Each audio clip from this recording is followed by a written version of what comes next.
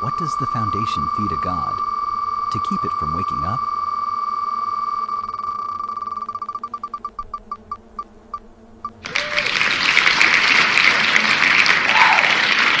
The object is housed at Site-36 in a containment chamber fitted with an automated exorcism system.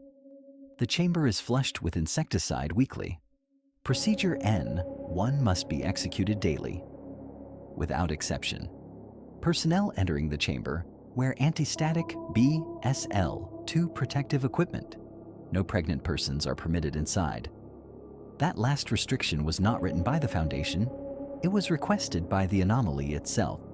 SCP-3615 is a stone altar, 9 meters wide, 4.5 meters tall, dating to 586 BC. It's built to resemble the style of multiple ancient Middle Eastern cultures, but it's been modified.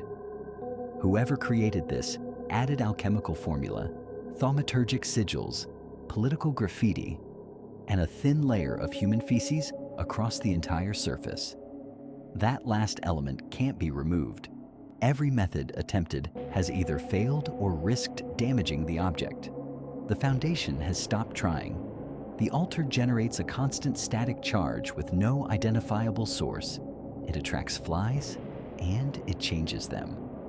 Affected flies complete their entire life cycle in hours instead of weeks. They breed and die at exponential rates. The altar is always covered, the surrounding surfaces too. A weekly insecticide flush keeps it from spreading further, but the flies aren't the containment concern. If procedure N1 is not performed correctly every single day, SCP-3615 undergoes what is classified as a Type H event. Something manifests. SCP-36151 is the physical result of that failure.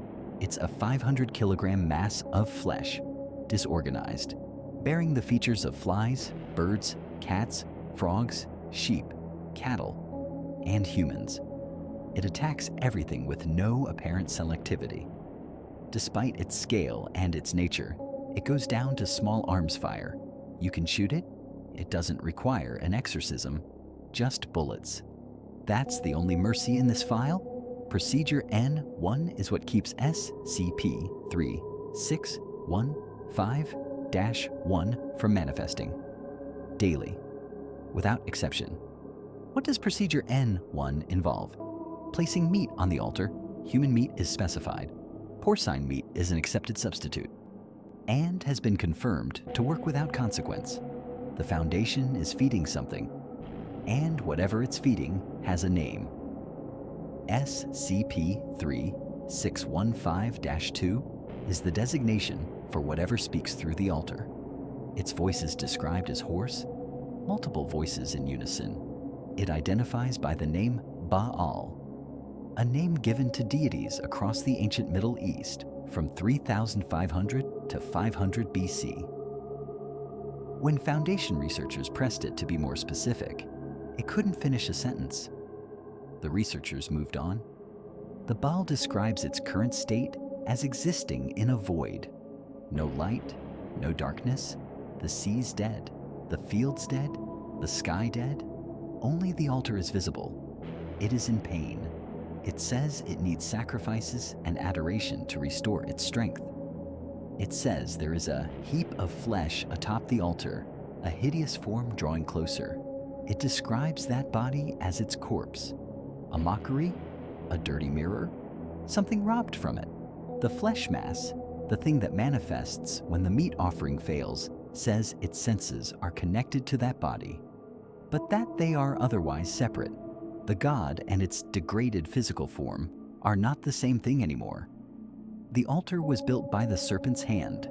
A Foundation raid on one of their strongholds recovered both the object and a member named David Mercer, who confirmed his group had created it using texts sourced from the Wanderer's library.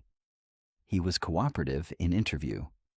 He explained that an altar is the closest a god can be to Earth, an immanent object.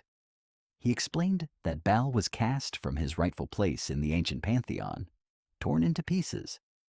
Then Christian demonologists took those fragments and coded them into their texts as demons. What manifests as the mass of flesh is the serpent's hand's best attempt to reconstruct something that was systematically dismantled over 2,000 years. Mercer said, and this is documented, that they embrace all aspects of their Lord. The Foundation now performs the daily offering that the serpent's hand would have performed. Same procedure, different hands. The Foundation doesn't worship the voices, but every morning, without fail, they bring it what it asks for. There's a word for that. Follow for more SCP Deep Dives.